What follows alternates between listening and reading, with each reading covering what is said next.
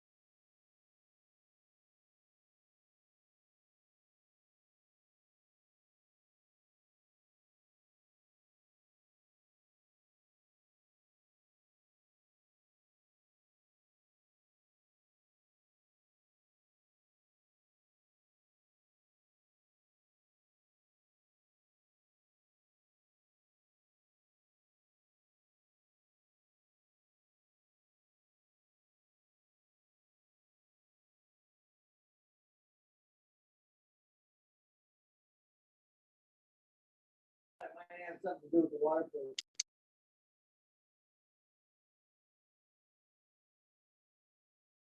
Now let's set our motivation.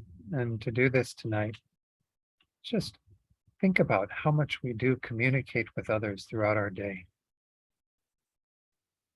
While we're talking about speaking, we're also including all the ways that we convey things to others through texting and emailing and, of course, phoning people, talking to people directly. We even communicate through body language. This is such an important part of our lives.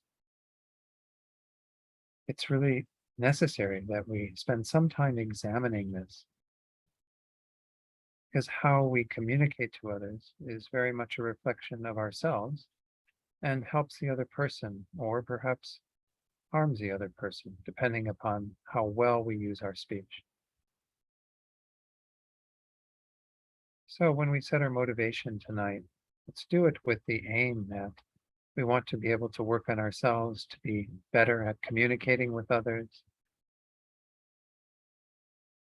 We do this not just for ourselves, though we will benefit from being more careful and concerned in how we speak to others, but because they also will benefit when we are more honest, when what we say is more harmonious, pleasant, meaningful. And just set that motivation to be here to explore this topic from both of those perspectives, to be able to increase your own capability of communicating with others, but also then to create a better relationship with those with whom you do communicate. And eventually to be able to help them to the greatest degree through the power of our speech.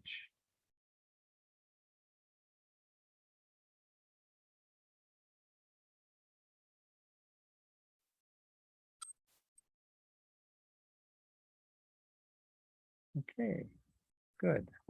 So, as usual, I have a few slides prepared for tonight to kind of guide us through this topic. It's interesting, I did the companion piece to this. In June. I was in Santa Fe providing the Sunday morning teachings for Thupten Kunga in June. And we did the one on the power of listening. And it's kind of nice to do them both, fairly close to each other. Maybe some of you, again, were at that talk online that I did, because we don't often even pay that much attention to listening compared to speaking, though they're both communicating, right? So maybe there'll be times where I'll interject a little bit that comes from the teachings on listening as well, because to be a very good speaker to another person, you also have to be a good listener, right? Otherwise, everything you're saying is not taking into consideration what the other person's communicating to you as well. So that teaching is archived, I think, on YouTube. Yes, probably somewhere. Double check if that one particular. Yes, it is. It is wonderful, Yes. Cecilia. Thank you. So again, if you get a chance to watch that, it might be nice to watch it if you haven't seen it, maybe, within a few days after this, and kind of put those two together. I'm actually going to touch on one topic that pertains to both in the later part of tonight. So let me go ahead and get the slides started here. Little clicker here. Need the right touch on it. Let's get the slideshow, and then again, I'm going to have to probably show the first slide and then come back out and show it again, because otherwise I don't think the folks at home are going to be able to see what I'm sharing. So, okay, good. It's all there. Let's share it. Okay, hopefully you're going to see me change the slide here tonight. This is my first recollection of receiving instruction on how to speak. When I went to see Bambi when I was really young. Of course, Bambi's a really traumatic movie. You watch it as an adult, you can't believe that children actually watch this film. Because, poor Bambi's mother, gets shot, disappears, but anyway. There's that one little scene where, Bambi is quite small, little baby deer, and, all the little baby animals all around. And I think it's Thumper who says something mean to Flower, I think, who's the little skunk or whatever. And maybe it's to Bambi, I don't remember, but Thumper's mother says, "What did your father tell you?" And he says, "If you can't say something nice, don't say nothing at all." So that was the first instruction I got, perhaps at a very young age, as to how to speak. In terms of, and there's a lot to be said for this. We're going to have a little quote later that I think is very similar in terms of the sentiment of it.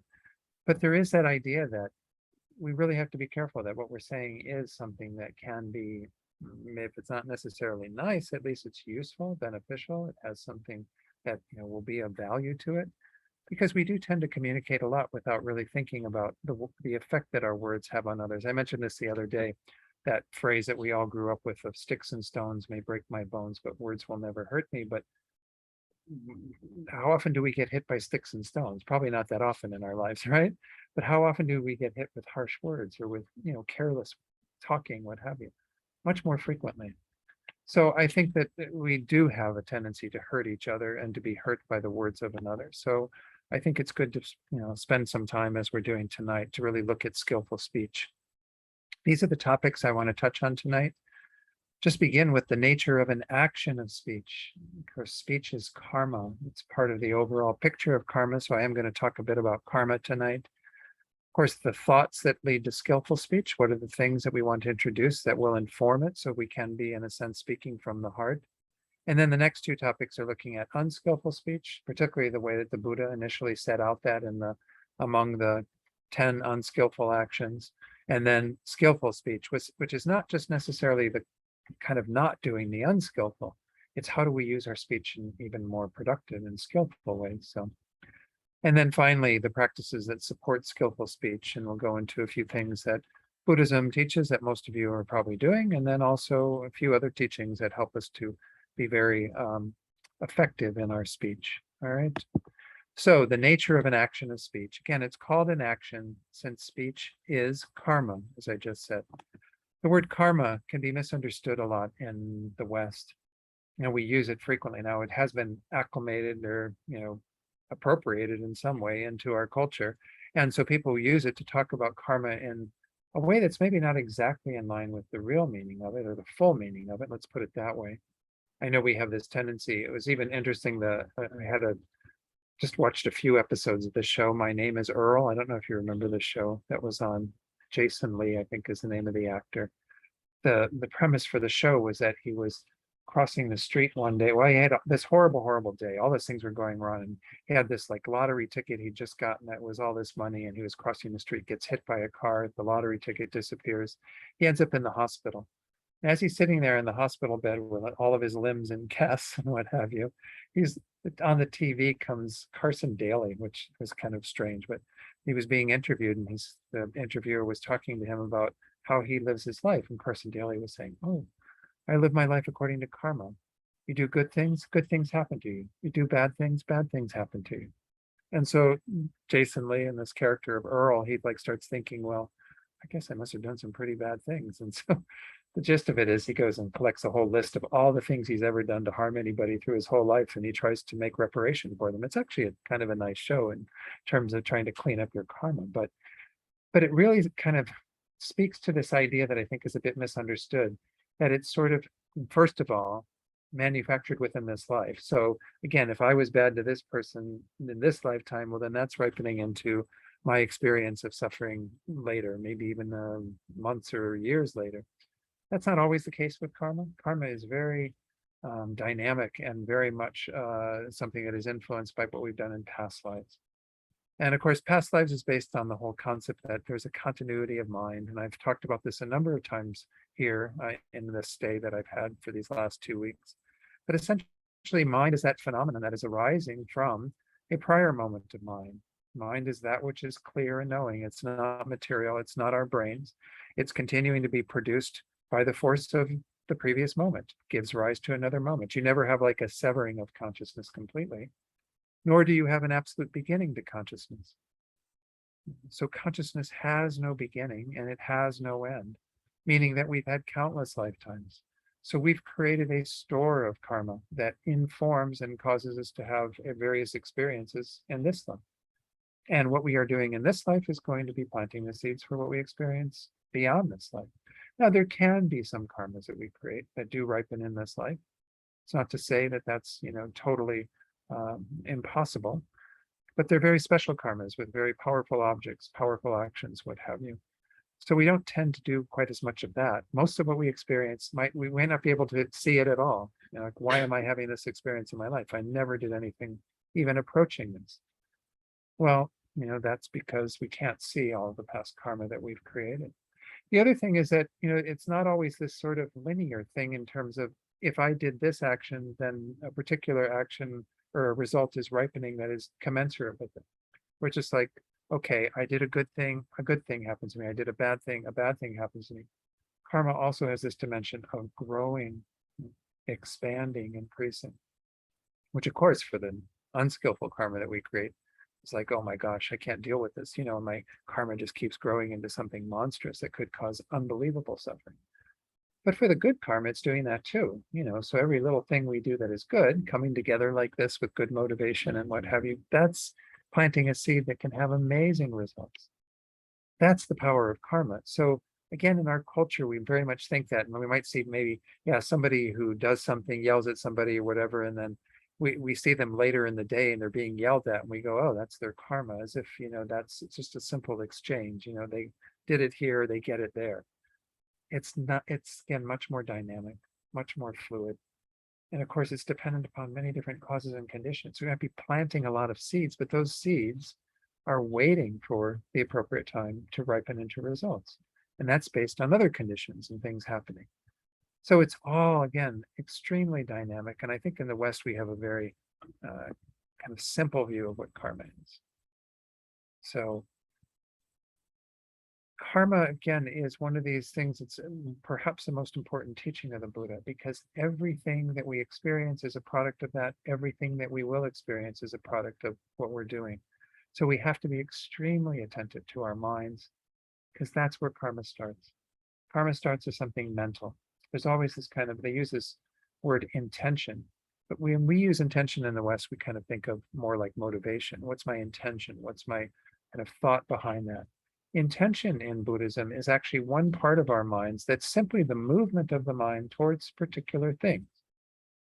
So there's a karma generated. For example, if you're walking through the mall and you see something that attracts your eye, that you begin to develop attachment towards, that you want to go into the store and buy it and what have you, to own it. That's a karma, just this movement of the mind outwards towards something. It gets flavored by all the other mental factors that come along for the ride, that inform it, that give it another dimension of how virtuous it is, or how non-virtuous it is. It really depends upon what else we're doing with our minds. But it all starts with that kind of movement of the mind, and then of course gets flavored by the particular thoughts that we bring to it, thoughts of attachment and desire for that object that we see in the store, and then going after it and actually acquiring it and so on becomes another karma. Because if we're driven by this kind of mind of dissatisfaction and craving things and what have you, it is creating a karma, which causes us to then have that pattern in the future, many different results from it. So our speech is really important to pay attention to, because how we are speaking with others has unbelievable effects on our well-being. Of course, it can dictate to some degree even what rebirth we take. We've all been born as a human being here, together in this space, virtual space, the physical space here. We all have that amazing karma that can even be created by an act of speech. Well, how wonderful. But also every other existence can be created by an act of speech. So even the unpleasant existences are shaped by that. We also, of course, have the one that we mostly refer to karma as in the West, which is the experience similar to what we did. And that's one that is a bit kind of like that linear thing. So if we've been harmful to others through our speech, berated them and what have you, we will experience that in the future if we run into those same causes and conditions. This is definitely a part of the equation, but it's, again, just such a small part, because there are many more dimensions to karma. We also have the tendency to do that again, as I was saying, that driving force that causes us to go towards an object of attraction or an object of anger or what have you. That creates a pattern, a habit in our minds that we then tend to do more and more and more. Perhaps one of the most vicious results of our karma is that everything we do influences what we do going forward. So then finally, that Buddha often also says that even our very environment is shaped by our actions. Our actions of speech manifest in particular things in our environment. It was interesting when one teacher visited Vajrapani, wonderful center in the Redwoods in California, Boulder Creek, a bit north of Santa Cruz. At that time, they had just like a horrible road to get up to Vajrapani. It was like this unbelievably, difficult thing to navigate. You needed pretty much four-wheel drive, and if it was raining, my first trip there, I was raining, and I was fortunately with a guy with a car. It was more like trucks, SUV sort of thing. This was in 1996, but anyway, it was just treacherous to get up there. And so this teacher came and visited me. He said, you all need to work on your speech because this is one of the results of really negative speech, of speech that can be, again, demeaning or harsh or what have you. It manifests in a harsh environment and things around us that can be challenging for us.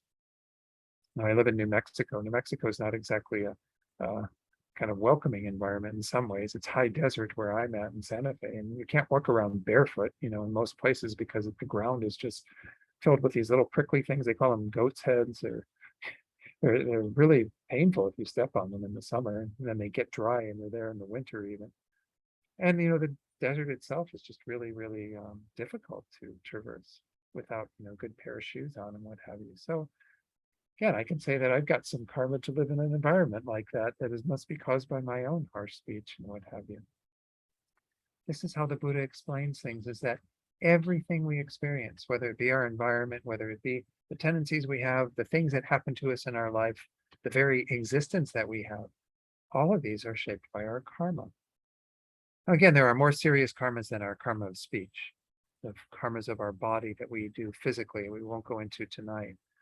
Things as killing, taking the life of another being, stealing from them, um, having unwise sexual behavior, such as committing adultery, those sorts of things that harm others as well. We can do a lot with our bodies to harm others. And as I said earlier, speech is really so important because this is how we actually connect with others or create friction with others mostly. I mean, most of us don't get into like physical altercations with people, hopefully, not that often. We mostly are getting into verbal things, where we have to kind of use our speech in more skillful ways so that we avoid those sorts of interactions. So that's maybe enough about it. Are there any questions on karma? And maybe I should ask before we go forward just to see. No? Any questions from those on Zoom? Okay, I'm not picking up that there are any. So if you do have further ones, later, let me know. I'm happy to address them. So it's called an action again. That's the literal translation of karma, because that's what it is. It's an action, a movement that is induced primarily through thought, primarily through our minds, that cause our mouth to then spew words out of it. And of course, our bodies to do things, but here we're focusing primarily on speech. The second point, speech is one of the three doors, along with body and mind, through which we create karma. So I touched on these a little bit when we talk about the 10 unskillful actions or non-virtues. 4 of those are speech. The first 3 are body. I just mentioned those. I'll go into the ones in speech in a moment. And then the last 3 are purely mental. And they begin as thoughts and they just become stronger as thoughts, but they often induce us to engage in unskillful speech and unskillful physical actions. Well, so again, there are these 3 doors, these 3 entryways through which we are then able to express things physically, speech, verbally, and then mentally through the thoughts that we have. Again, others they're not privy to our thoughts unless we communicate them, unless we actually, reveal them through our various actions. But nonetheless, we do include all 3 in what we call karma. But the main karma is our minds.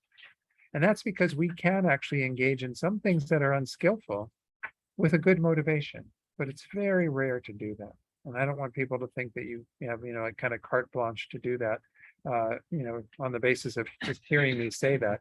You have to have a really, really deep motivation of compassion, for example, to engage in an unskillful action and make it into virtue. There are these very rare examples of the Buddha doing this in a prior life and so on. But so those, again, just to emphasize that this is part of our practice of being a good person in the world, relating to others in a healthy way. The last point is actions of the mind are principal, but physical and verbal actions often follow. We can stop things in our mind and make them purely mental, and then they do have some force to them already, because karma begins through our thoughts. So you're already putting a sort of imprint on the mind just by having thoughts. But it's much better, certainly, to not say things on the basis of negative thoughts, nor to do things on the basis of negative thoughts, because those become much more powerful karma. Again, we talked about those 3 doors. I said there were 3 of body, killing, stealing, sexual misconduct, unwise sexual behavior. Those are generally more powerful, deeper karmas than the ones of speech. The 4 of speech we'll go into in a moment, but those are said to be more powerful than the ones that are purely mental. So if you have a thought that is, you're trying to remove, but it's only a thought, it stays a thought, and it doesn't ever manifest in you doing anything physically or verbally, it's much less powerful as karma, which is great. We can just learn to. Venerable Ravina has this wonderful phrase she learned when she was a kid. You just have to zip your lips and keep your hands to yourself. I never heard this when I was a kid. That would have been maybe my first lesson before Bambi. Zip your lips and keep your hands to yourself. It's like, don't hurt others through your words by just, keeping your mouth shut half the time, or most of the time. And then stop messing with other people with your hands, your physical presence, what have you. Leave their stuff alone, leave them alone, all of that. So this is a good way to kind of look at our morality, our way of approaching Buddhist morality, because it's all rooted in the idea of karma and us being able to at least stop the karmas that are more harmful first.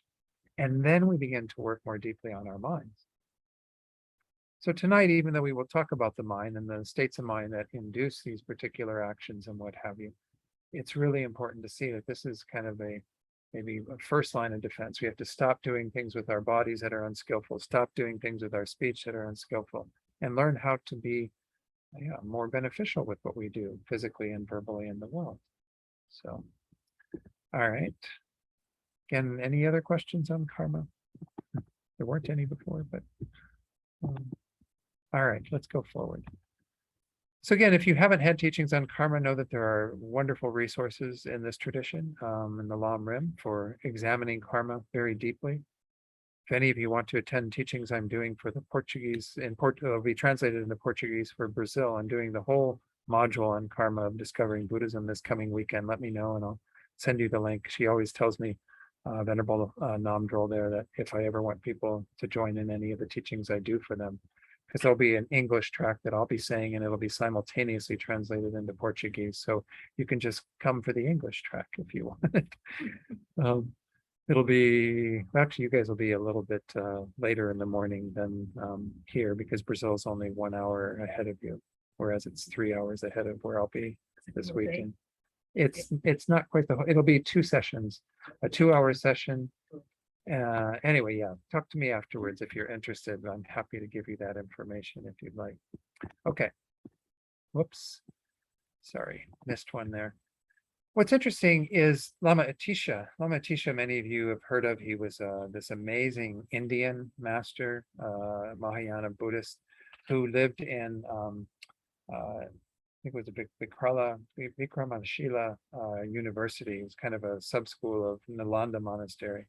But anyway, he is the one who brought so many of the teachings that we follow in this tradition to Tibet about 1,000 years ago.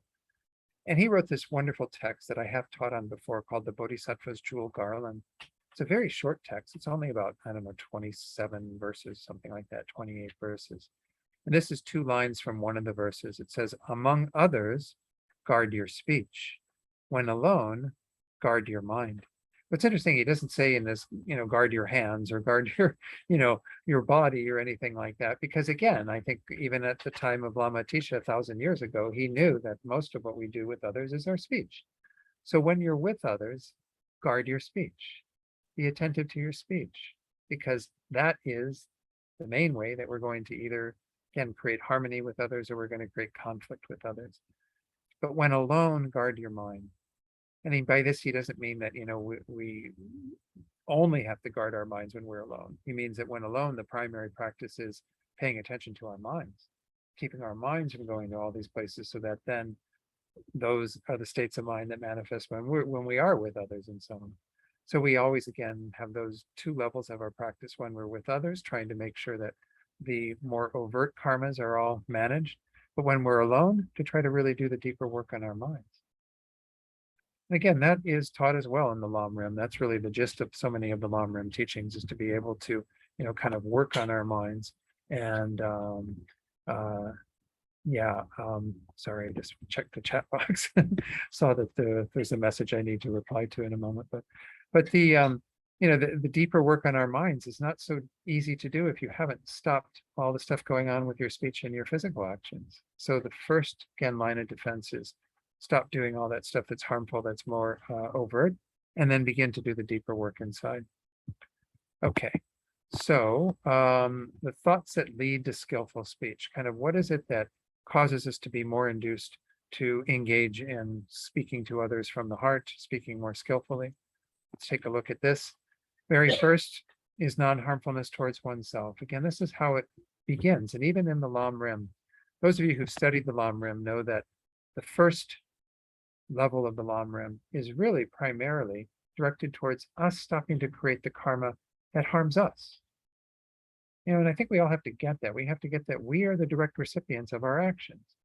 So if we are going to engage in unskillful speech, we're going to suffer by having others do things that are unskillful towards us and having the environmental effects and having the other effects, and we're going to suffer from that. So the very first thing is non-harmfulness towards yourself. Your main motivation initially for wanting to practice being more attentive to your speech is because you know that you're going to suffer from those actions. Now, a lot of people, when they hear that, they're not maybe inclined to be so much about the stick. They like the carrot, you know. We have that kind of in Buddhism. Sometimes we do give the stick and sometimes we give the carrot. But remember, the only reason why the Buddha said that there's this stick element to our speech and what have you is because he wants us to be mindful of that. He wants us to recognize that everything that we're experiencing that we find undesirable is a product of our own action. So, you know, if that's the case, well, then why shouldn't we be attentive to that? We should be so thankful that the Buddha is kind of giving us that stick. It's not the Buddha's stick, not the Buddha's creating the karma that we have to experience. We experience the karma that, you know, produces our various, you know, results and what have you. So this is very kind of the Buddha to actually give us an opportunity through the teachings on karma to be able to be kind of averting our own future suffering. So if you have an attitude of non-harmfulness, which is essentially compassion towards oneself, then you will stop harming yourself through unskillful speech. Of course, the other dimension is avoiding what we tend to call the 8 worldly concerns. The 8 worldly concerns are ways that oftentimes our actions follow these behaviors that are very much about getting what we want in a way that isn't necessarily going to be very good. 8 worldly concerns are a set of 4 things that we tend to be attached to getting and 4 things that we are attached to not getting, and they are opposites. So the very first one that we are attached to getting is to have material things in our lives, to have material comfort and the things that, you know, possessions, all of that, money, you know, right? We live in a world of material things, and definitely that's something we are driven to do through our own desire or craving for that. And then, of course, we don't want the other side, which is loss or diminishment of our resources in any way. This is one of our primary drives that most people are engaged in that causes them to do and say things that are unskillful.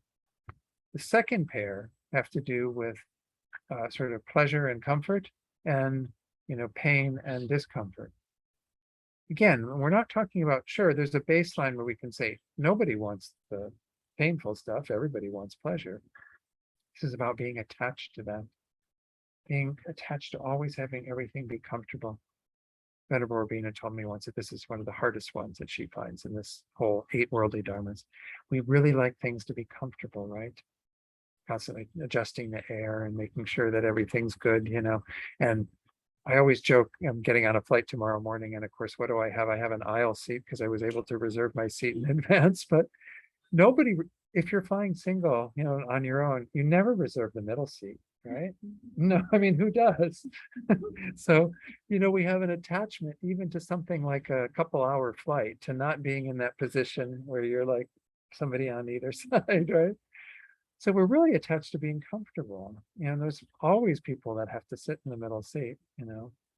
I occasionally have to when I fly Southwest because I'm not always getting a good position in their little way of doing all their seating. It's just kind of strange, but and I don't mind it. You know, it's okay every now and then. I feel like I'm taking my turn, you know, being in the uncomfortable seat.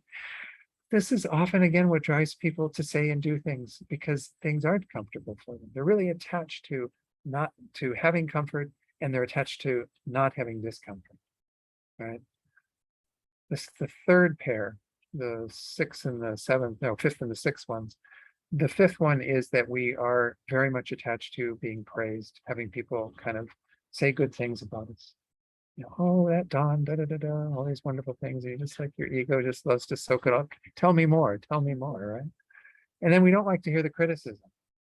Somebody, that old thing they say, like if 10 people talk about you and 9 say something good, but 1 person says something bad, who do you pay attention to? You know, you're like, you know, who are you and why are you judging me? And, you know, blah, blah, blah, blah. You know, because we really are averse to criticism. So we are attached to not receiving that. We have that same sort of drive. We can often say that the attachment on this side that I've been pointing out, all the odd numbers, are essentially when what's over on the other side is when attachment doesn't get what it wants. when we have to face something that is opposed to that.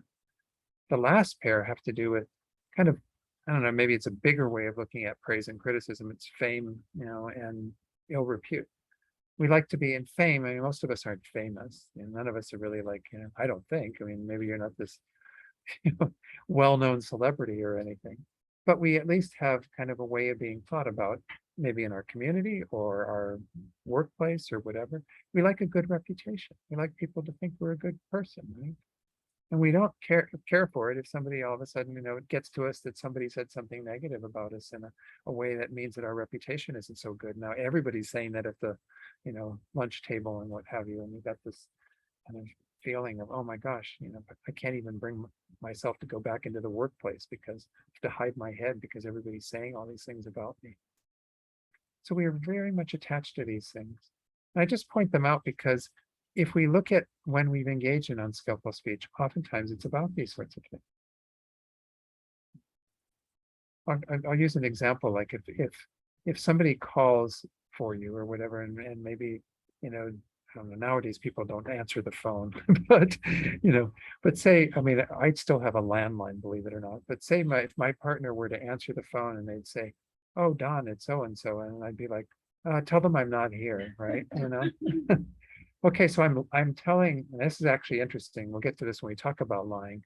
You can actually have someone lie for you because I'm going to ask, my partner to lie for me. Tell this person that I'm not here when I'm actually sitting right there, right? So again, what is my motivation for doing that? Probably because I don't want to talk to that person at the moment. So there's an aversion to that discomfort, not wanting to be there, not wanting to kind of be there. I want to stay comfortable. I want to just keep sitting on the couch reading a book or whatever I'm doing, right? So it's interesting to kind of take a look at those and see how those 8 worldly concerns are driving you to do unskillful speech. And of course, if you're avoiding the 8 worldly concerns, actually not getting caught up in them, then you will perhaps see that that's the motivation for more skillful speech, because you don't worry about being uncomfortable. Oh, I should see what this person wants. I should actually spend some time talking to them, regardless of how uncomfortable it might be. I don't know. That's maybe one example. I'm sure you can find some others. The 8 worldly concerns are behind so many of our actions because they really do get at all of the aspects of kind of our being in this human life, all the things that drive us in various directions. And these are them: being happy if you receive gifts or material things, unhappy if you do not. This is just the wording from Liberation in the Palm of Your Hand by Pavanka Rinpoche. Being happy if comfortable and unhappy if not.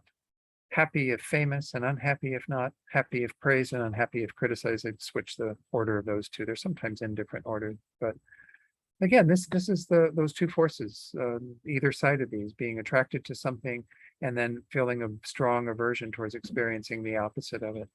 And this is all due to a pattern of attachment, of desire, that we like everything to be the way we want it to be. And of course, things being the way that you want them to be, well, we know that that's not always the case. We do have to deal with things going south quite frequently in our lives. So it's good to have that kind of understanding that these things are things we do have to face. Okay, so we talked mostly about these two being, the first 2 points being mostly oneself and kind of how we need to take care of ourselves, avoid these 8 worldly concerns, try to be more forthright in our motivation for how we are going about communicating with others, non-harmfulness towards others.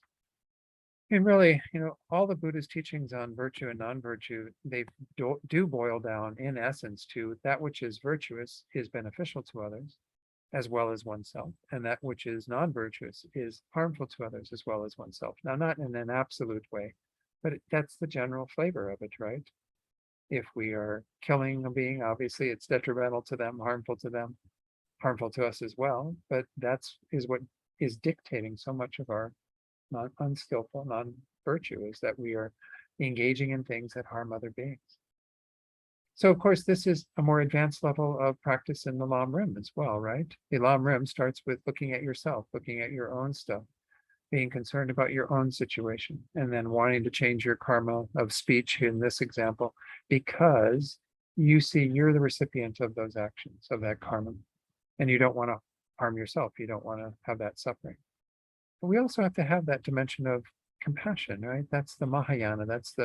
We often call that the great scope or the path of the greatly capable being, the being who strives to do something so much more than just be attentive to their own welfare. The Buddha did teach a path that is solely for the person that is concerned about their own welfare. So we often call the Hinayana or the fundamental vehicle. Robert Thurman calls it the individual vehicle, because they are beings who are really concerned primarily about their individual selves, getting themselves, extricating themselves from this cycle of existence and no longer suffering. But there are those brave-hearted ones, the Mahayana, the universal vehicle, who actually aspire to do something more, to not just be free from their own garbage, but to help others to do the same work. And that's the path of the Bodhisattva. So of course we have to have those thoughts of loving kindness and compassion that are generated by seeing everyone is just like us, wanting to be happy, not wanting to suffer. And everyone is just as confused as us. We perhaps have a little less because we've encountered these teachings and have some desire to do something beneficial for ourselves and others. So essentially we want to be in that position where we think of others and think about their needs and how we might address them. And that's, again, the path of the Bodhisattva, which I won't go into any more detail, but obviously that's one of the best motivations to bring to skillful speech, to really think that you want to be attentive to your speech because you don't want others to be harmed by it, because they will be the recipients of your bad words, your divisive words, your deceptive words, everything that we do that we'll go into in a moment. And then, of course, when it becomes even grander, as I was saying, holding the desire to benefit others as well as oneself in all interactions, especially with bodhicitta motivation. So again, informed by compassion and loving kindness, that eventually takes root as this very powerful mind called bodhicitta. Bodhi, awakening, chitta, mind, the mind of enlightenment, mind of awakening, where we strive to develop ourselves to the greatest degree to be able to benefit others. This is the path and the mind of a bodhisattva and the Mahayana. So, and I've kind of touched on it already through the previous point, but just to really emphasize that if you can bring bodhicitta motivation into your entire day, this is what Rinpoche often says, well, then you make all of your actions extremely powerful, because everything comes from that place of wanting to benefit others, wanting your speech, your actions, your thoughts to be useful for sentient beings. So again, it's hard when bodhicitta is taught at a much higher level, because it is important to study the initial teachings to inform it. Because if we don't develop genuine compassion for ourselves, we can't have that genuine compassion for others.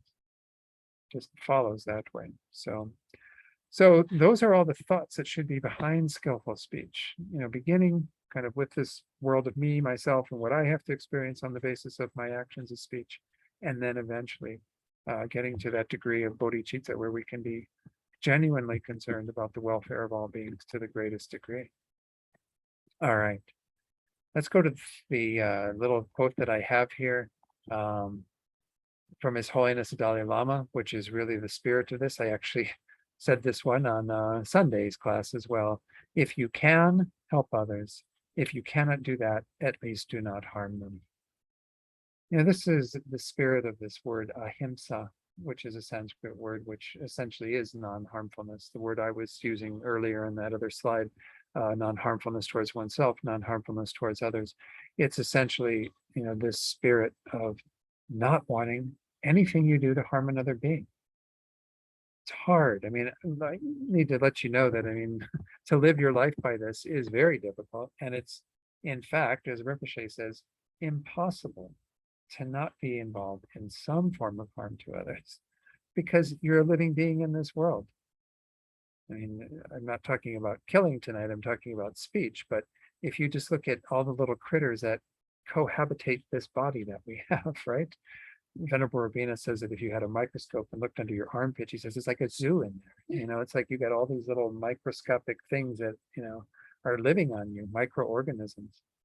They are part of this body. We actually support, a whole colony of things that are part of having a body, that are on your skin and on your eyelashes and on, your hair and everywhere on your body. So you can't live your life without endangering those beings. Every time you get in the shower to, wash yourself off, you're probably killing scores of beings. But if you live your life again with bodhicitta, then you have some way of ameliorating some of that harm. That's why Rinpoche always emphasizes bodhicitta. Take your shower with bodhicitta. Think, oh, I'm going to bathe my body to refresh myself so I can continue to do the work to benefit others and whatever. Just bring bodhicitta motivation into everything you do, especially your speech. So especially when you go to work, whatever your work is, might not be involved in directly helping another being, but if it is, even more so, be sure to be attentive to your motivation for why you are speaking, why you're going to say things to others that you work with, or clients, or what have you. And bodhicitta becomes very, very powerful when we have it as much as we can throughout our day. And the spirit of that is embodied in what, His Holiness is saying. Ideally, we want to be about helping others. Ideally, we want to have that motivation throughout our day of may my speech be of great benefit to others. I'll even introduce briefly a little practice that can be useful to do in conjunction with that. That should also be done, of course, with bodhicitta motivation. So I always love that quote because it essentially boils down to the bottom line is, stop messing with other beings, stop harming them. But of course, if you can, wherever you can, help them. All right, let's look at unskillful speech and its effects. Most of you have had teachings on this, so I may not have to go into great detail, but it is worthwhile pointing out the four main types. And I'm going to primarily use the language that is used in a wonderful book by, I'm probably mispronouncing his name, but Bhante Henapola Gunaratana. It's a book called The Eight Mindful Steps to a Happy Life. 8 Mindful Steps to a Happy Life. I think that's the correct title, but so I'm going to be using that language, what he uses. First, instead of calling this lying, I'm calling it speaking to deceive. Speaking with the intention to deceive others with what you're saying. Again, like me telling my partner to say I'm not here. Or, anything that I say that I know to be untrue.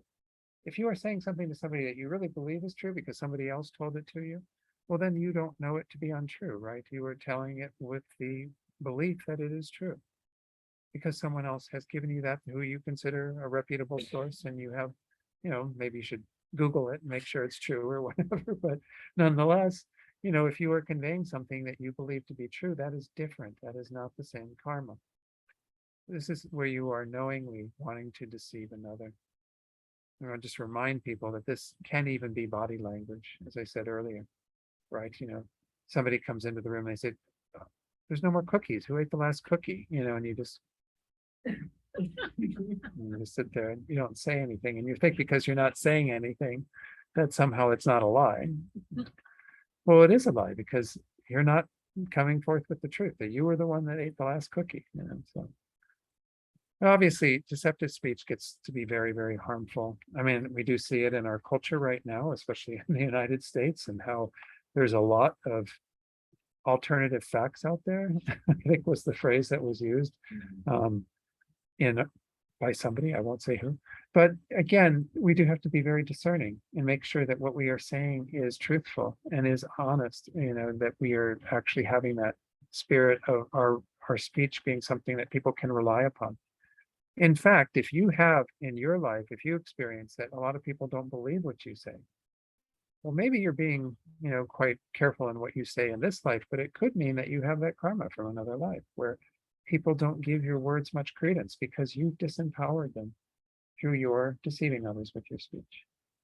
So it's kind of interesting to see these as a product, again, of our past karma when we are experiencing a similar result, and then the necessity to be really meticulous in attending to this if that's the case. If you see that others aren't believing you, don't have that faith and conviction in you, then you need to be really absolutely attentive to everything you say being truthful, never deceiving anybody with your speech. And then, of course, there's purification, which I have talked about before. On Saturday, I did a little bit on that. There's a whole technique for purifying your past karma, even if it's not something you can recall doing in this life. It's something you can infer that you must have done in a prior life because you're having the effects, you're having the experiences. Okay. Yes, please, Iris. Yeah.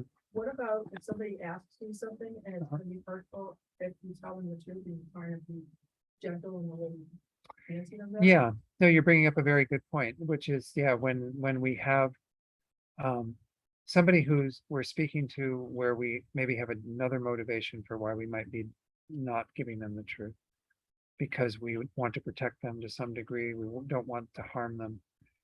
I think in general, we can say that if we're quite clear that this is something that will keep them from being harmed and that there's some benefit, then there's a different motivation then, right? Because we aren't intending to deceive them really in a sort of a spirit of that non-virtuous action. We're intending to protect them. I mean, an example would be say that you see somebody that you know, the partner of somebody that you know with somebody else, and you're like going, oh my gosh, they might be having an affair. Maybe you think definitely on the way that that person reacted to you that they're having an affair. And then you go to see your friend, maybe there's some benefit to telling them that their partner is with somebody else. But maybe at that, based on where they're at, that it might not be so skillful at that time. And so you refrain from telling them that because you want to be more measured in how you reveal it, or perhaps not necessarily reveal it because, I don't know. Anyway, it gets to be maybe that's a deeper one to investigate. But the idea is that we can have that kind of possibility where because our motivation is different. The one that His Holiness uses, I think it's in the book that he wrote, it was a shorter commentary on all of Shantideva's texts. It really wasn't that detailed. He said that, for example, if you were out in the woods somewhere and it was deer hunting season, and you see this deer go bounding past you and going in a particular direction, and then you see, Elmer Fudd, or whatever, the hunter who's coming there, and it says, which way did he go? Which way did he go? Or whatever. Then, you have permission, if your motivation is compassion for the deer, not anger at the hunter, for hunting animals, compassion for the deer to not be killed by this hunter. You have permission in a sense. I mean, I know permission sounds weird, like there's somebody up there judging all of it, but you can, out of that compassion, say to that person, that hunter, no, I didn't see it, or it went that way, or whatever, when it went that way, actually. So that's the example he uses. Maybe it's a little easier to work with than somebody who's having an affair, but, did you have an example in mind or anything you were No, I thinking of? was just thinking about something that wants you to tell, not something as dramatic as that, but something wants you to tell you the truth about something. And it'll hurt their feelings if you say it. Like, I have a problem speaking, I'm too blunt in the way I answer people, and I can say the same thing in a nicer way. So I guess you can say something to someone, if somebody's asking me, well, how does this look on me, or something like that, and it really looks awful. I don't know how you say that, but I'm with, trying to be nice without hurting your feelings. Yeah. I'm saying that something like, it's not that it's not like a earth shattering thing, but you want to be nice to the person, you don't want to insult them or hurt their feelings. And the truth will hurt their feelings, it's not gonna, it's not gonna be an earth shattering thing. Yeah. My thing about that is, why are they asking in the first place? If they don't want to hear it, if they hear your honest feelings. Well, there is kind of that aspect to it. If they're asking you, then perhaps they do want your honesty. But Well, it's like your husband, you ask your husband how you look, and your husband has to say you look great, or else he's in big trouble. I think it happens more often than we like to admit. yeah, I mean, it gets tricky because again, I know I know that, there's dynamics that go beyond just what's happening in that particular conversation that sometimes, but I mean, I do think that in general, it's better to be honest. And if we can, to your point, Iris, be very careful in how we say things. And, you might say, well, I don't know how you would say it. I can't think of much tonight in terms of an alternative way to go about doing it. But, there can be that side of it, maybe asking permission before you say it. And you realize you're asking me to possibly be critical of how you look. And are you okay with that? Making sure that they kind of recognize that they're opening the door for that is something they're aware that. And then, then of course, then they're going to say, well, what's wrong with what I'm wearing? But if there is something that they would actually be dissatisfied with that they aren't seeing, and I have this thing with my partner where it's like when he has something on his face, he doesn't want to be told that he has something on his face, like, some food or something. And I'm like, don't you want to know? I mean, I'm just trying to be kind. I'm not trying to be critical. Like, oh, you're a lousy eater or something that missed your mouth. Honey, what were you going to say? Getting back to the husband-wife dynamic, I don't ask because I know I'm not going to be told the truth.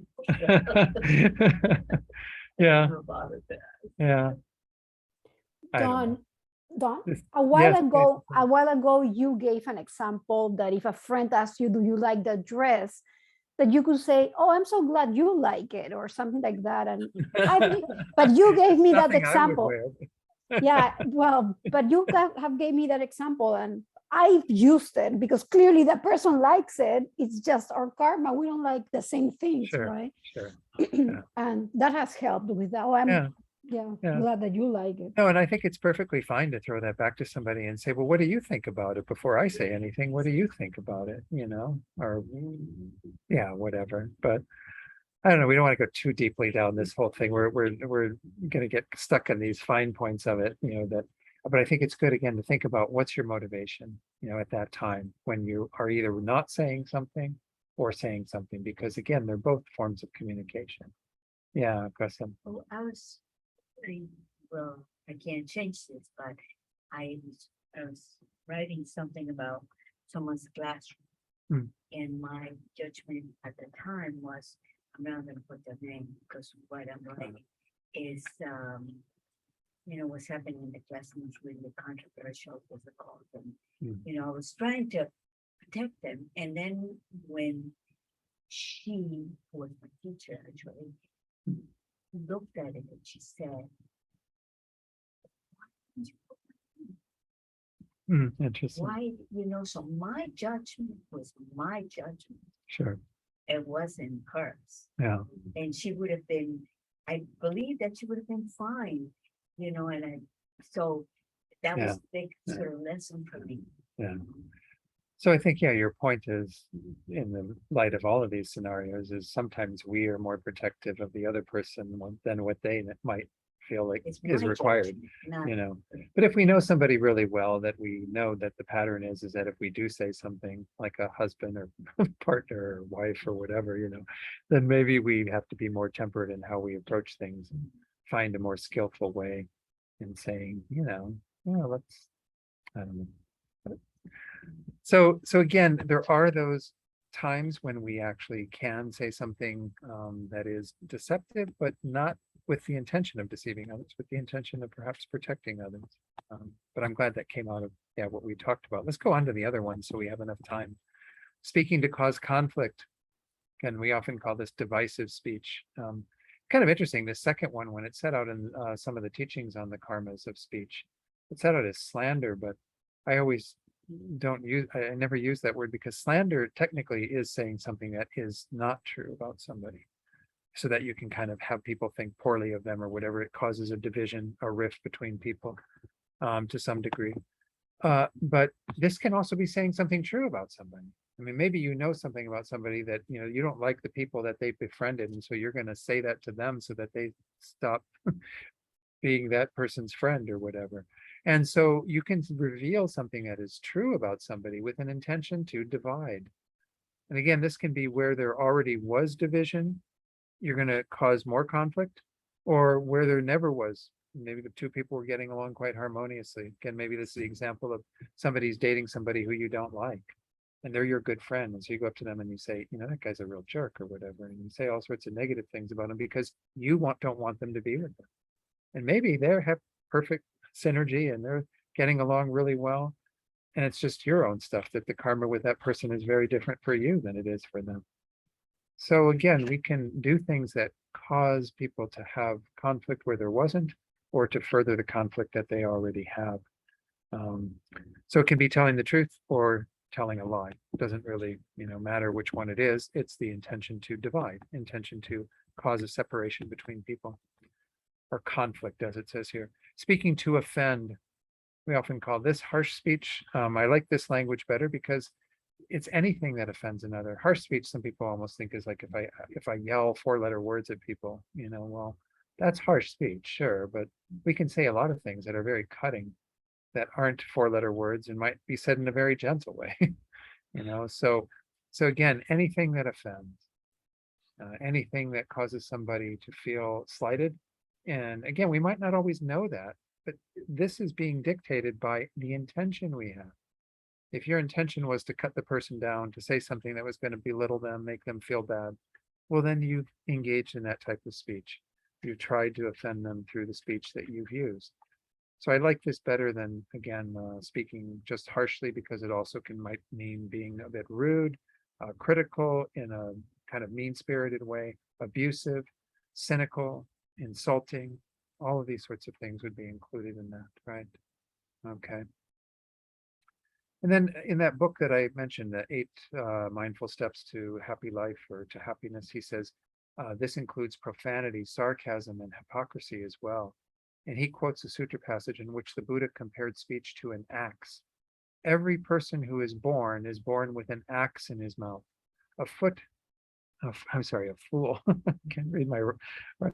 A fool who uses abusive language cuts himself and others with that axe. But this is, again, anything that we use that harms others in that way. Not that others aren't harmed by lies and deceptive speech and conflict speech, but this is offending others.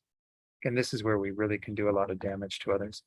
Speaking to waste time. Again, this is perhaps also a better way to look at this 4th category, which we often talk about as being idle gossip or meaningless speech. Why is it so bad to have that sort of thing in our life? Because it wastes our time and it wastes the time of others. Now, given that we're not perfect in our speech, this is actually said to be the least harmful of the 4. It wastes time, but it doesn't usually cause any bad feelings among other people, right? Because perhaps they want to engage in that meaningless chatter for a while too, right? So this is like, you spend hours talking about sports or talking about movie stars or talking about, movies you've seen or talking about any of these sorts of things where there isn't kind of a deeper motivation. We will have to engage in some sort of kind of light speech with others just to connect with them, right? You can't just go up to somebody who just meets you and say, I'd like to talk to you about the Buddha Dharma and, all these teachings that I've got in Buddhism. That's not how you should think that, because I have to avoid anything that's meaningless, well, then I can only engage in Dharma speech. You can have those sorts of ways of breaking the ice and being with others and asking them about their life and their job and all these things that we tend to do. But you do it with the motivation of creating harmony and bringing people together and being able to know them better so they can be, feel more welcome and respected and honored for who they are. And it helps people to have that integrity. So I think that there's nothing wrong with that sort of speech.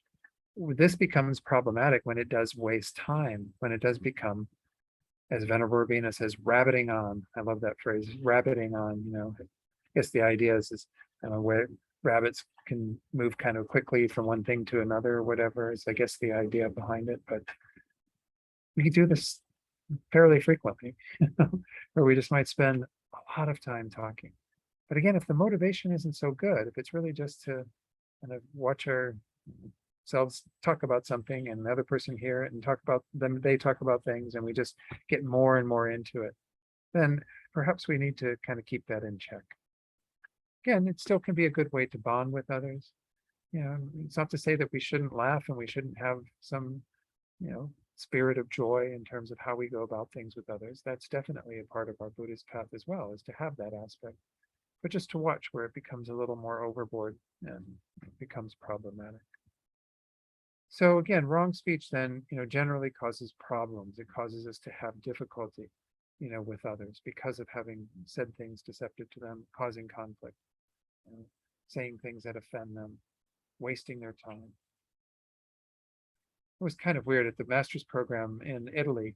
Of course, we would tend to, because we're all Dharma students there studying together, talk about Dharma during our lunch break sometimes. And it was sort of weird when people would visit that, would be able to converse with us because we were in Italy. So not everybody that was there was understanding English.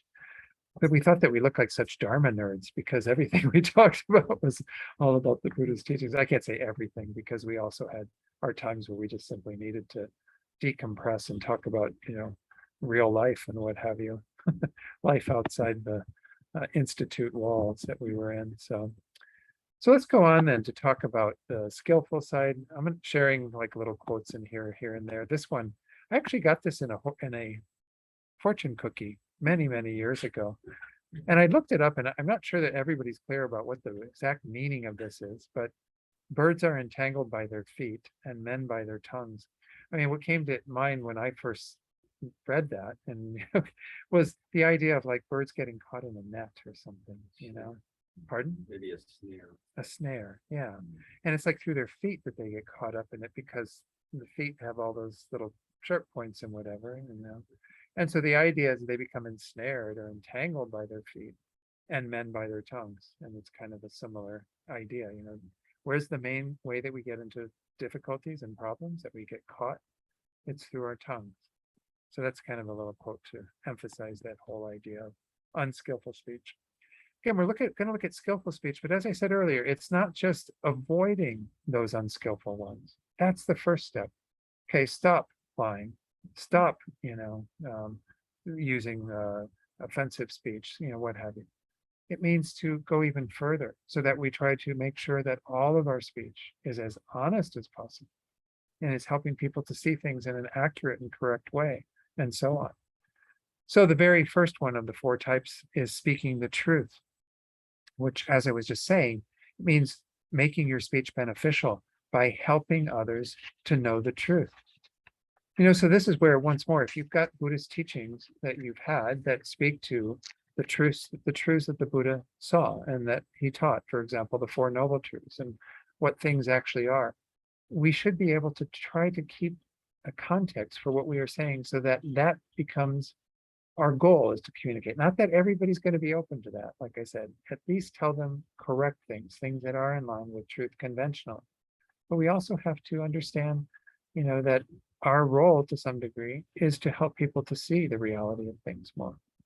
So if somebody's coming to you for advice or whatever, and you're trying to say things that are useful to them, maybe part of your speaking the truth to them is to help them to see the effects that their words can have on others through their actions of speech or through their physical actions or whatever. You might not go to the degree of talking about karma with them. You might not say, oh, well, I got this thing called karma that I've been learning about, and maybe you want to hear a little bit of this. Some people will go, well, no, I'm not really interested in that.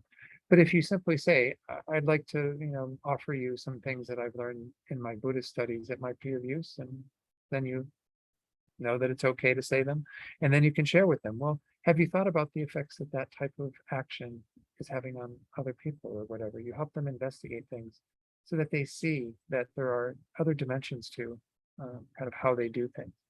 That's just one example. Again, speaking the truth means being able to convey truth at whatever level that we're comfortable doing. But again, to really uphold that, not just not lie, but be willing to put forward truth, even when the truth might be something that we feel embarrassed about, like, oh yeah, I ate the last cookie in the cookie jar, I was the greedy one that grabbed it without thinking about other people. Speaking to promote harmony. This is so important, again, when we talk about our culture right now and everything that's going on, the divisiveness, especially that we're seeing in this country.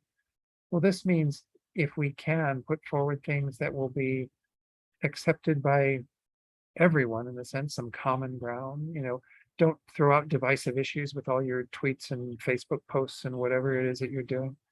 Avoid that, certainly. But are there ways to put out things that are more helpful and beneficial for people to see the good things that we have in society? There still are many, many good things, many, many people doing good acts where politics doesn't even play a role in it, right? Or whatever, is causing division in this country. Just try to uphold that spirit of trying to, bring people together, create something that's uplifting, that's appropriate. I think it's again Bhante Hanapola Gunaratana, who says that we should actually treat what we say as medicine to help heal wounds. I like this idea that your speech is medicine. We think about that before we speak, especially to kind of confront division. If we see division among family members or division in our society or whatever, we think, well, I want my speech to be medicine to heal this wound. But then you say very different things. I think. You won't kind of poke holes in this person or that party or whatever the case might be. So that's the second one. The third one is speaking with kindness and gentleness. Again, the opposite of it was speaking to offend. Here we want to have kind of an intention to produce a good feeling in them, to have our speech be somewhat gentle and kind.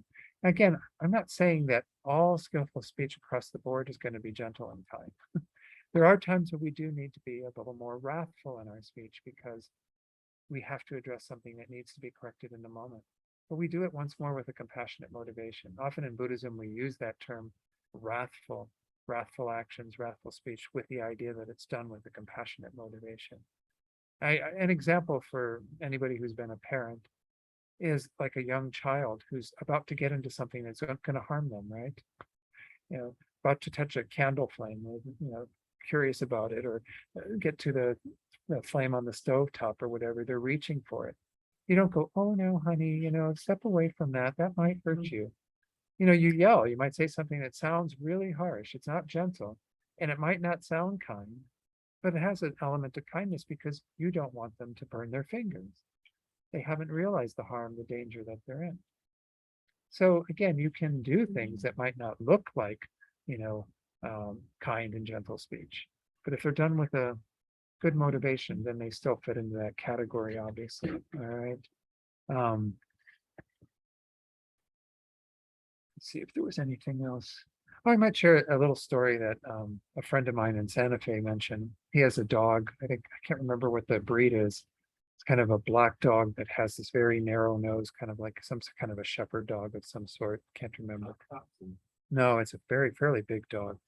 Yeah, but anyway, he takes this dog to the park, and there's this one dog park in Santa Fe where, of course, you let all the dogs run free and what have you. And I guess his dog tends to be maybe not quite aggressive with other dogs, but maybe the people don't like the way that his dog is playing with them.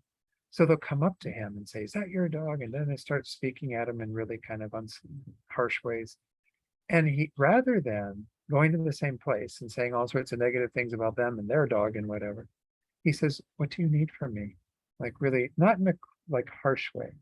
It becomes kind of a question. Oftentimes that's a way of diffusing when we're in a situation where we're tempted to do harsh speech, is to say, what can I do for you right now? What is it that you need?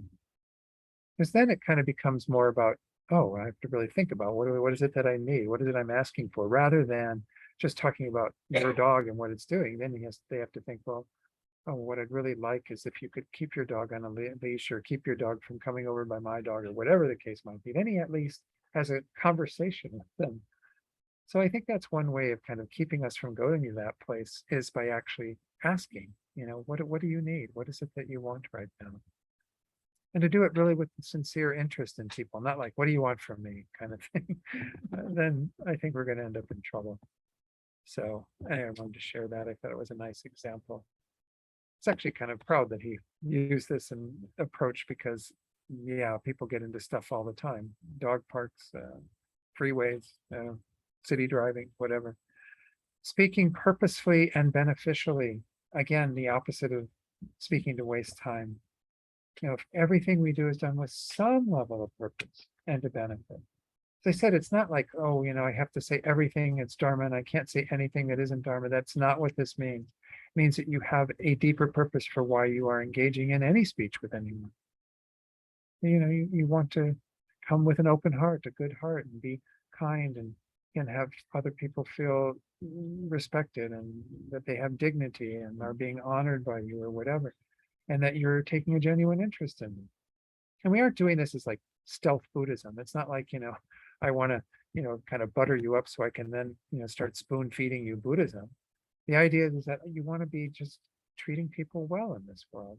Again, there are too many people out there treating people poorly. So why not be the person who treats people well? Why not be the person that smiles on the street or whatever? We went into that a bit on Sunday with making kindness your religion. But why not be that person who you try to say things that are done with a good purpose? Even if it is just a bit of the, oh, how are you? And where do you come from? And what do you do? And, all that stuff is good. It kind of starts the relationship of being able to communicate. And then perhaps you do get to a place where there is some comfort being able to share more with that person because of the friendship you develop. But you always do it with permission. I mean, this is the one thing I emphasize with people, always do what I said earlier. Ask the person, well, I have some teachings from Buddhism that I found really useful in similar situations. Would you like me to share those with you? You put the ball in their court. So you're not just like saying, oh, well, what you should do is what I learned in Buddhism and blah, blah, blah, blah. Because nobody likes to hear that, right? I mean, I even don't like to hear when you have a cold and you go to somebody and you say, I've got a cold, because they hear you talk and they say, oh, do you have a cold? Yeah, I have a cold. And then they immediately like oh, what you should be doing is, take this and then go here and do that. None of that. I mean, we all have our own way of dealing with our colds, right? So, it's perfectly fine. So most people don't like to be told what to do. I mean, you really have to, again, be skillful, kind of interjecting that. But what I was getting at was the idea that initially, just to kind of connect with others, you don't have to be preaching the Dharma to them. You just simply make a heartfelt connection to them through, saying things that are useful to bring people together. Another thing that's along the lines of this, of things being beneficial, is how often in our lives do we say things to others that are, for example, words of praise? Congratulating someone on what they did, or even just our own observation, that was a really kind thing that you did for that person. I really am, brings me great joy that you were so generous and so kind, or whatever. How often do we use words of gratitude towards others? And not just the, oh, thanks, thanks, thanks, thanks. We say thanks a lot. It was kind of funny when I was at the master's program, there was a woman from Spain, and she says, you Americans and your thank yous, you're saying thank you all the time. And then it came to me that in Spanish, after you say thank you, it's de nada, it's nothing, they have a much more casual way of kind of working with this whole idea of gratitude. So we don't want to be superficial in our gratitude, but how often do we use words of gratitude? Sit down with those people who are in our lives and say, I just want to tell you how much I really appreciate you and who you are in my life, and what have you. Might sound kind of, I don't know. I don't know what the right word is, but it's okay. I mean, we have to be kind of in touch with that. And then people do feel good when they're on the receiving end of those sorts of words, right? And why aren't we using our words more beneficially in that way? Yeah, Gracia. Well, this is actually not directly related to this, but how do you tell someone that you don't want advice, that you love their friendship and their kindness and their, but every time there's a connection, there is, there is that sort of trap, that need, and I just find myself speechless. Yeah, I think it's a hard one, because I think everyone online heard of this, the idea of someone giving you advice, and how do you skillfully tell them that you're not kindly not wanting their advice. I don't know, maybe initially we just simply have to kind of be okay with sitting there and nodding our head and going, oh yeah, that's an interesting idea. Yeah, I hadn't thought of that. And just being willing to be on the receiving. Because if we look at most people, I mean, I'm not saying I know everybody's motivation. I would say some people definitely want to do that because they want to be helpful. People do like being helpful. And so they think that they've got some knowledge that they can share. And so you can honor that and say, my receiving of that, even if I don't follow it, even if I don't do anything with it, is a way of giving them that sort of boost in how they feel about themselves and their experience.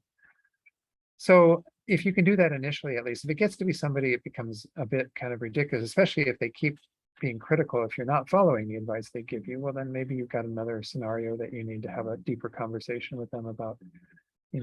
I really appreciate you wanting to be so helpful, but whatever, having, again, a kind way of communicating that. But it's hard for people to hear that, because again, people do want to be helpful. Yeah, go ahead. That a good one is, sometimes I do that, but before telling the story, I already tell them I'm not looking for advice. I just want you to listen. Yeah. That's a great Yeah. yes, thank Yeah. you. Yeah. Especially if you're talking to men are fixers. They want to fix it. So immediately I'll say, I want an advice. Can you just listen? And Yeah. many times it That works. helps, that helps, Yeah. yeah, thank you. No, that's very good Yes. advice. Good advice. We should all follow that. No, the idea of, saying right up front that you're not looking for advice is a way to kind of nip that in the bud, so that people are kind of just listening. And you can say ahead of time, they don't feel offended. Yeah. Some practice. Because they didn't It's like say, just listen. Yeah, to listening is a big practice. someone When you're eager to impart to them. And to throw in just a tad from that power of listening course that, the class I did in June, that is one of the key things about listening, is it mostly means being silent, being able to be with the other and hear what they have to say. And if you say anything, it's mostly to reaffirm what you're hearing so that you're clear that the communication is good, and to, only see if there's advice that's asked for, not to put forward, to say, wow, you've shared a lot. Is there something more that you want from me besides my listening to it? And maybe at that point, they might be open to hearing what your advice might be. But most of listening is just keeping your mouth shut and really keeping your ears open. What they always say, you were born with 2 ears and 1 mouth. So you've got one extra thing here to listen with, but we tend to speak a lot more than listen. So, what was that? Fun?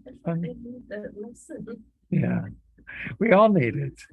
We all need it. Yeah. It's very hard. Communication is something, again, we're not necessarily always taught the best ways to do it. This is an adaptation of the golden rule. I even use the golden rule on Sunday. Speak to others as you would have them speak to you. As I said on Sunday, speak to others. Sometimes some people say this, as they would have you speak to them, because some people are pretty good with things that are blunt. Maybe you have friends that really like your bluntness. And so if, you kind of think, oh, well, I don't want to be spoken to so bluntly, so I'm not going to speak to them that way. But if that's something that person appreciates, well, then maybe that bluntness is good. But it's good to have some mindfulness about when we're speaking to others, what would it be like to be receiving those words? Would it be good for them? Would it be bad for them? Is this something they can take in the right way? Practices that support skillful speech. Again, I don't have to spend too much time on this because it's some of the same ones that we see that I emphasized on Sunday as well. Meditation and mindfulness practice. You're not going to be attentive to your speech if you don't have some ability to stay present with what's going on. Most of what happens, it is kind of interesting, I think, see people being very unskillful in their speech, particularly when they get kind of frustrated, somebody is confronting them. It's very hard when you don't kind of have something to rely upon at that time that allows you to stay in the center, to stay in a place of calm when somebody is there in your face. I find myself getting very tongue-tied, and I have to rely on Buddhist practice to kind of reel it in and kind of refine my center and be able to talk from that place. But if you don't have a meditation and mindfulness practice, then it's very hard to kind of have that central point to come from, to be able to kind of, I'm going to stay grounded in the midst of whatever is going on so I can be effective in communicating with others. Again, I don't need to say too much more about that. I think we know, and the center here offers wonderful opportunities for learning meditation and practicing meditation with mindfulness, the awareness of what you're doing, the non-forgetfulness. Clarifying your intention before speaking. Now, this is so important. Really, again, ask, I think it was Eric Kolvig, who is a wonderful Buddhist teacher in the Insight Meditation Society, Vipassana branch. He says, think, what am I saying and why am I saying it? So it's not just what am I saying, and then you should think about that. What am I saying, or what is it I'm going to say? But why am I saying it? Again, sometimes if we check that out, then we see our intention, our motivation isn't quite right. You have to really think about why I'm saying that to this person. And then maybe that even changes what you say. Because when you think about it, you think, oh, well, if my intention is really to help this person, then maybe I have to be more skillful in what I say. Again, oftentimes we don't have that opportunity, but I think there's nothing wrong with, kind of telling people, I need a moment to think about this before I reply. Most people don't do that, right? They're really ready to, shoot off a reply. There's nothing wrong with saying, can you give me just a moment to think about what you just, said? And it's okay. You have permission to do that. Our parents used to tell us, right, that before you should, say anything in response to somebody, count to 10, right? Especially if it's like an angry response that you see initially, count to 10, give yourself an opportunity to think it through and see if this is really the best thing for you to do. No, we're always wanting to be quick, wanting to be kind of on top of it, and we might say things in the moment. There's a quote that maybe this is like a paraphrase of Thumper's little thing at the beginning, a little quote that was attributed to the Buddha, but then I also saw it attributed to Mahatma Gandhi. I've seen many other sources are indicated on the internet. Speak only if it improves upon the silence. This might be a bit extreme, but nonetheless, if you have that sort of thought that, is it better? Am I going to say something that's actually better than silence? you know. The world would be too quiet if everybody- We would all just say just the bare minimum of things, perhaps. But, you know, we have to have that thought of, is my speech beneficial and improving, you know, situations for others? And again, that's going to come from your motivation. That's going to come from how much you've thought about your intention for what you're doing.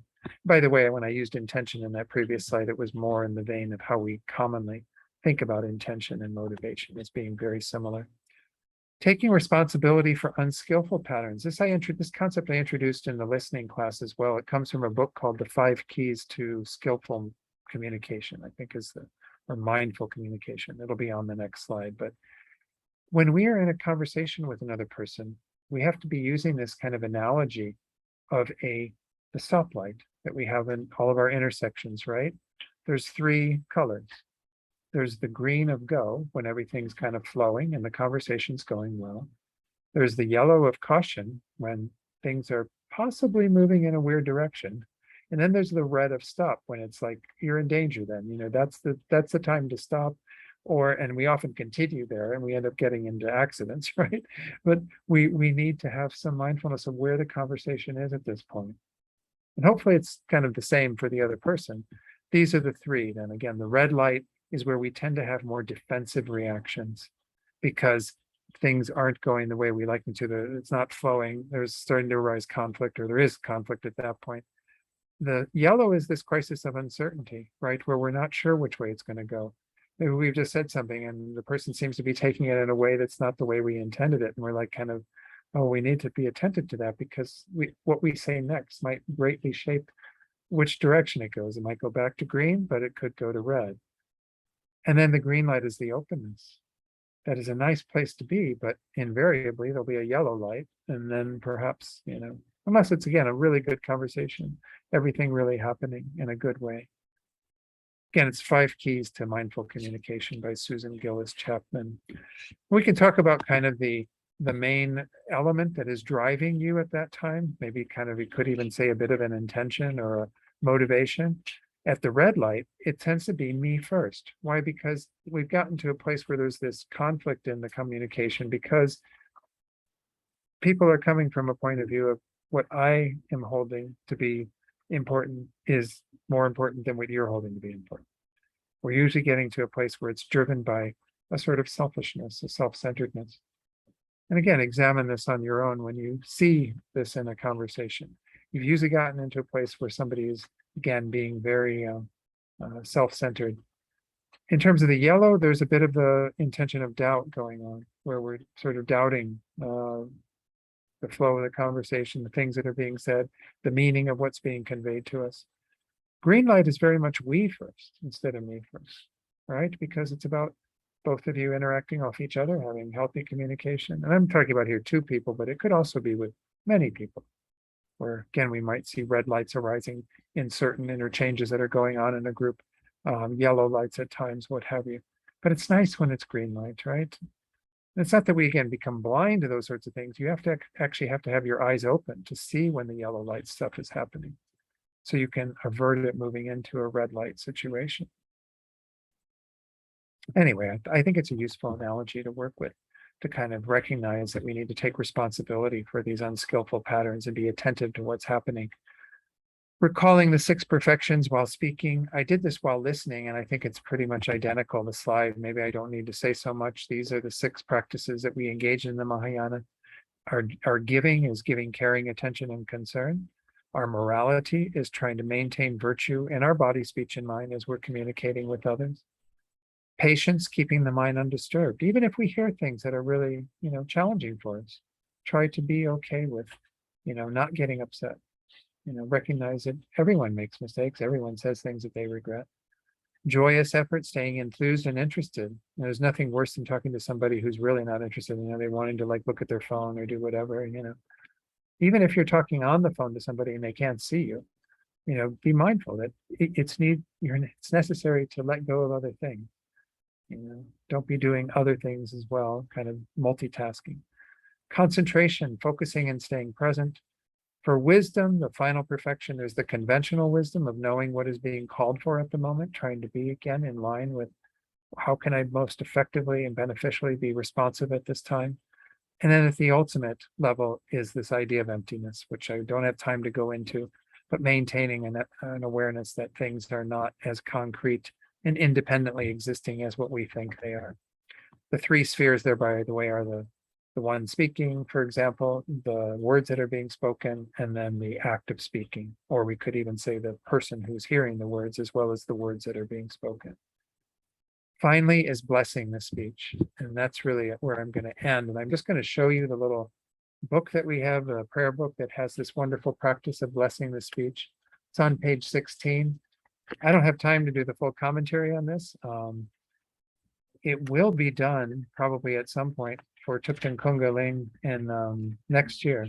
I'll be leading a little course that will be partly videos of Venerable Yonten doing a bunch of the common pujas that we have in this tradition. And then I'll be talking about this practice, giving commentary in this practice, probably like next May. So it's a little while till you get that potentially, but this practice is where you bless your speech using a technique that Lama Zopa Rinpoche has discerned from his study and sutras and things he's looked into. And you use these various mantras to bless your speech. And it might sound kind of esoteric and weird, but it's absolutely very powerful. You know, if we actually do this every day when we get up, then we have a different power to our speech. And we perhaps have a way of being a bit more mindful throughout our day. So I'm just pointing that out because I think it is important. Lama Zopa recommends these things wholeheartedly out of his own experience, and people can have a similar experience, I think, in using this. So, any questions or comments on anything I've said tonight? Esther has a Oh, question. yes, I see it on screen now. Yes, please, Esther. No, hi. I just wanted to know if you're gonna send the link for the Portuguese, or can you repeat? Like you're gonna do a translation for Portuguese? Like, Yeah. So what's happening this weekend? The Karma module, it's going to be taught through our Portuguese center in Brazil. I'm sorry, Brazilian center in Portuguese. But it's getting late in the day. The Brazilian center is called Shiwa La, SHIWA, Shiwa La, LHA. And if you find them on the internet, they will have the way of signing up for the course through them, when you can sign up for using the Portuguese, translation through them. But yeah, the link will have to come from them. I'll have the link to give to people where they can listen to it in English, where I'll be, kind of conveying the English. Actually, you could probably do from either. I don't have the link yet because it'll be closer to the weekend that I receive the Zoom link. But essentially, you when you get onto Zoom, there is something at the bottom when you have that option of doing translation where you can click on which language you want to be listening to the teachings in. And you can listen to English or Portuguese. this Sunday, coming Sunday, yeah? It'll be Saturday and Sunday. The time there, let's see, for me, I think it's from 8:30 to 10:30. So it'll be 10:30 to 12:30 here. Because yeah, you guys are 2 hours ahead of me. 1 hour from Florida, 1 hour ahead from here. Yeah, but I'm talking Santa Fe time. I'm sorry. I'm thinking of when I'm teaching it. So I think there it's going to be 11:30 to 1:30, and then 3 o'clock to 5 o'clock, I think. I wish I had brought the times with me. Let me see if I can find it online really quick, if you don't mind hanging out for just a moment. They will record it, I think. I'm pretty sure that they do. Let me put in fpmt.org.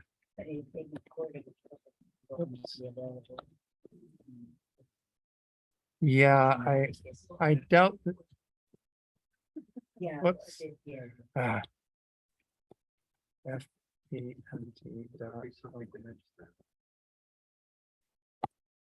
Getting something wrong here. Anyway,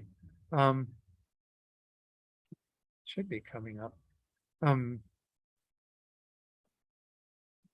Yeah, what we'll do is, why don't we close the teachings? Those of you who are online who are interested in this, or those in the room that are interested in this, maybe stay around and we'll do just a little thing on that, and we can close for today. Otherwise, I'm keeping people here as I fumble around the computer. So, Okay, there's a question about the classroom tower. Let me try to deal with that offline as well. Yeah, probably best for me to deal with that question offline. So also, if you could stay online, I think that's Ellen that said that question, yes? Yeah. Yeah, I think it's Ellen, yes. Yes, okay. So, all right, let's do the dedication. So folks that need to get going can go. Dedicate very strongly for the good health and long lives of all of our precious gurus, also for the good health and long lives of all those beings who are dedicated to the welfare of others. We dedicate very strongly for the complete enlightenment of ourselves and others so we can help all beings on their path of full awakening.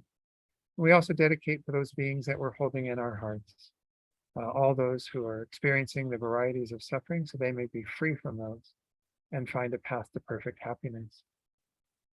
And may we all experience the bliss of Buddhahood eventually. And then again, and specifically for tonight, may we be able to use our speech more skillfully with others so it becomes a bridge to others, helping them to grow and develop in whatever way we are capable of doing. Okay, thank you all for being here. Again, those of you who need to hang out to